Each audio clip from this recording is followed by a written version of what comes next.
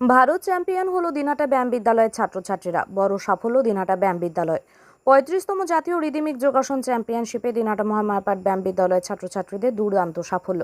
Rhythmic যোগাসনে জাগৃতি আচার্য champion হয়েছে। উত্তর 24 পরগনা জেলার কাছড়াপাড়ায় আয়োজিত পশ্চিমবঙ্গ রাজ্য যোগাসন সংস্থা পরিচালিত গত 6 থেকে 8ই জুন 35তম সর্বভারতীয় জাতীয় যোগাসন চ্যাম্পিয়নশিপ প্রতিযোগিতা অনুষ্ঠিত হলো। এই জাতীয় যোগাসন চ্যাম্পিয়নশিপে ব্যায়াম বিদ্যালয়ের ছাত্রছাত্রীবৃন্দ অভাবনীয় সাফল্য পেল। সর্বভারতীয় জাতীয় যোগাসন চ্যাম্পিয়নশিপ প্রতিযোগিতায় সারা ভারত থেকে ছেলে মেয়ে মিলে মোট 1000-এর উপর প্রতিযোগী অংশগ্রহণ করেছে।